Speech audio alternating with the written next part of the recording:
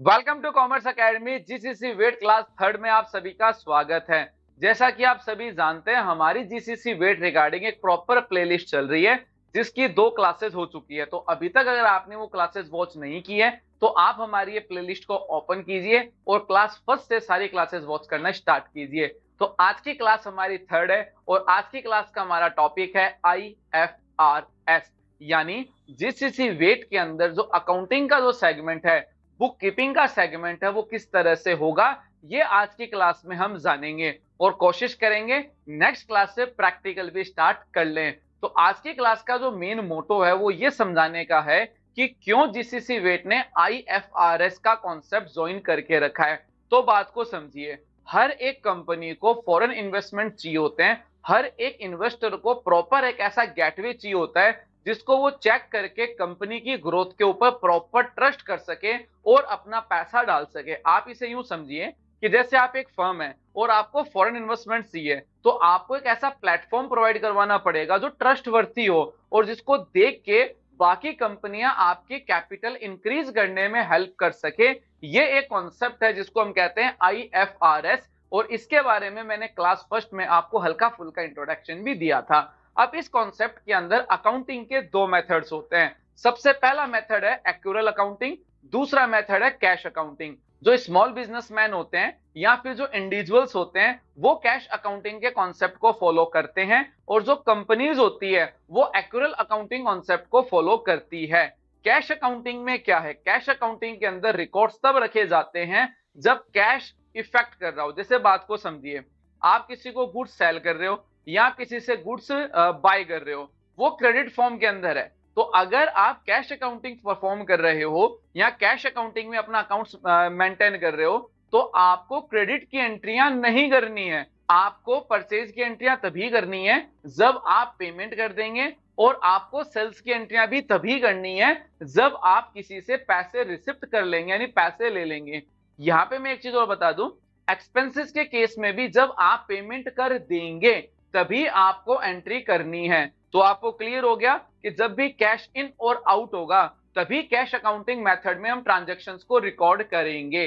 अब जो accrual accounting का सेगमेंट है, ये एक प्रॉपर सेगमेंट है जिसमें क्रेडिट ट्रांजैक्शंस भी होंगे, वेट की कैलकुलेशन भी होगी और हर चीज आपको प्रॉपर मेंटेन करनी पड़ेगी। एक्यूरल अकाउंटिंग को आप इस तरह से समझ सकते हैं, जो हमारे इंडिया में डबल एंट्री मोड सिस्टम है, जो सीआर हो गया, डीआर हो गया, डेबिट हो गया, क्रेडिट हो गया, गोल्डन रूल्स हो गए, उन्हीं सभी चीजों को फॉलो करते हुए हम एक्यूरल अकाउंटिंग के सेगमेंट को कंप्लीट करेंगे। जैसा कि आपको पता है, हम हाई स्टैंडर्ड के अंदर पढ़ेंगे, तो सबसे पहले हम एक्यूरल अकाउंटिंग के जो मेथड्स हैं उनको क्लियर कर लेते हैं। अब बात को समझिएगा, एक्यूरल अकाउंटिंग के अंदर ही इन्वेंट्री अकाउंटिंग का कॉन्सेप्ट आएगा और इन्वेंट्री अकाउंटिंग के अंदर जो कॉस्टिंग का सेगमेंट है वो फिफो और एवरेज कॉस्ट मेथड को भी हम फॉलो करेंगे। तो ये कुछ चीजें आपको हल्की फुल्की क्लियर हुई है और कोई बड़ी बात नहीं है कि जो भी कुछ मैंने बताया है वो सारा का सारा आपको बाउंसर भी गया हो। तो अपना एक काम करते हैं, एक्यूरल अकाउंटिंग के अकाउंटिंग मीनिंग से स्टार्ट करते हैं और प्रॉपर वे में और आसान भाषा के अंदर समझते हैं कि आप आईएफआरएस के अंदर अकाउंटिंग किस तरह से करेंगे। तो आइए अकाउंटिंग मीनिंग स्टार्ट करते हैं। अकाउंटिंग मीनिंग स्टार्ट करने से पहले एक छोटा सा अपडेट मैं आपको देता हूं। जो ये आईएफआरएस का जो टॉपिक है, इसके जो नोट्स है वो हमने एप्लीकेशन पे अपलोड कर दिए हैं और ये नोट्स आप फ्री के अंदर गो थ्रू कर सकते हैं। इन नोट्स को एक्सेस करने के लिए आप सिंपली हमारा एप्लीकेशन डाउनलोड कर लेना।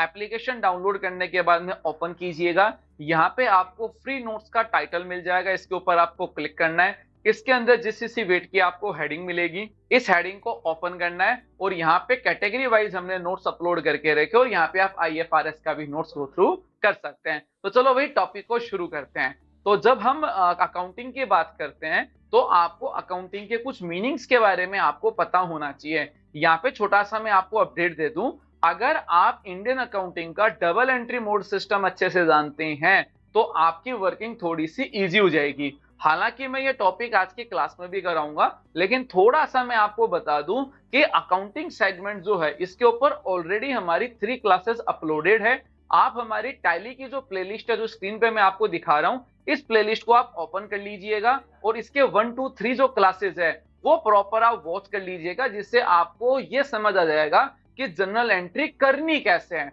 और अगर आपको कोई जर्नल एंट्री का असाइनमेंट चाहिए तो आप हमारे ऐप को या आप हमारे नोट्स स्टोर को भी गो थ्रू कर सकते हैं। तो आइए अकाउंटिंग मीनिंग की शुरुआत करते हैं। तो सबसे पहला मीनिंग होता है ट्रांजैक्शन। ध्यान से समझिएगा, कोई भी दो पर्सन है, वो पर्सन आपस में एक्सचेंज कर रहे हैं किसी भी प्रकार का गुड्स या फिर कैश, तो वो ट्रांजैक्शन की कैटेगरी में आएगा। यानी आप किसी शॉप के ऊपर गए, आपने कहा कि भैया मुझे एक मोबाइल फोन चाहिए, तो आपने मोबाइल फोन बाय किया और उसके बिहाफ में आपने उसको दरम दी, तो ये क्या हुआ हमारा, ये हमारा ट्रांजैक्शन हुआ। इसी के साथ में जो सेकंड मीनिंग आता है वो हमारा आता है अकाउंट। अकाउंट्स होता है कोई भी एक सिंपल पेपर जिसके अंदर आप रिकॉर्ड कर रहे हो कि कितना दरम आपके बिजनेस में आई, कितनी दरम आपके बिजनेस से बाहर गई। ये सारी चीजें जिस पेपर में आप रिकॉर्ड कर रहे हो, जनरली उस पेपर को अकाउंट कहते हैं। अब हमारा आता है थर्ड मीनिंग। हमारा जो थर्ड मीनिंग है वो है एंट्री। एंट्री के अंदर क्या होगा, जब भी हमारा कोई ट्रांजैक्शन होगा, उस ट्रांजैक्शन को आपको रिकॉर्ड करना होता है अकाउंट्स में, और अकाउंट्स में जो रिटर्न वर्क हम करते हैं उसे हम एंट्री कहते हैं। जनरली आप इसे यूं समझ सकते हैं कि बैंक में आपने कुछ दरम डिपॉजिट कराई, तो वो जो दरम हुई वो आपके बैंक अकाउंट के अंदर रिकॉर्ड होगी। तो जनरली क्या हुआ, जो आपने दरम डिपॉजिट कराई वो कराई बैंक में, ये कंडीशन कहलाएगी ट्रांजैक्शन। दरम को रिकॉर्ड किया जाएगा हमारी पासबुक में, पासबुक क्या हुआ, अकाउंट, और जो उस पासबुक में जो रिटर्न वर्क हुआ है उसे हम कहेंगे एंट्री। तो आई थिंक ये तीनों मीनिंग आपको क्लियर हो गए होंगे। अब हमारा जो फोर्थ मीनिंग आता है गुड्स। गुड्स क्या होता है, बिजनेसमैन जिस प्रोडक्ट से अपना बिजनेस रन करता है उस प्रोडक्ट को हम गुड्स कहते हैं।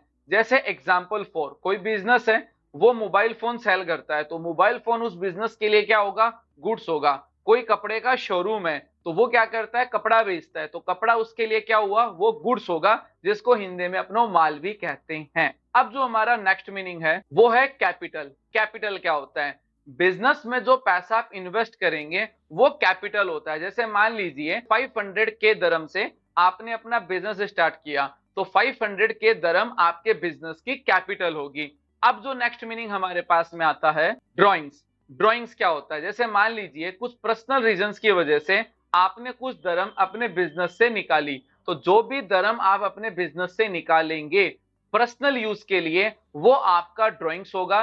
किसी भी तरह का एक्सपेंसेस अगर आपने किया अपने बिजनेस का, वो ड्राइंग्स नहीं होगा। आपने अपने बिजनेस की जो दरम है वो पर्सनल यूज के लिए यूज की है या पर्सनल एक्सपेंसेस को पे करने के लिए यूज की है, सिर्फ वही कंडीशन हमारी ड्राइंग्स के अंदर आएगी। यहाँ पे एक छोटा सा अपडेट दे दूं, ड्राइंग जो होगा वो आपके कैपिटल को भी लेस करेगा। आप इसे यूं समझिए कि 100 के दरम लगा के आपने बिजनेस स्टार्ट किया और 10,000 दरम आपने निकाल ली है, तो इसमें आपको समझ में आ गया होगा कि आपकी जो टोटल कैपिटल है उसमें से 10,000 दरम है वो लेस हो जाएगी। अब जो नेक्स्ट मीनिंग हमारे सामने आएगा वो आएगा purchase and purchase return. Purchase क्या होता है, देखो बात को समझिएगा।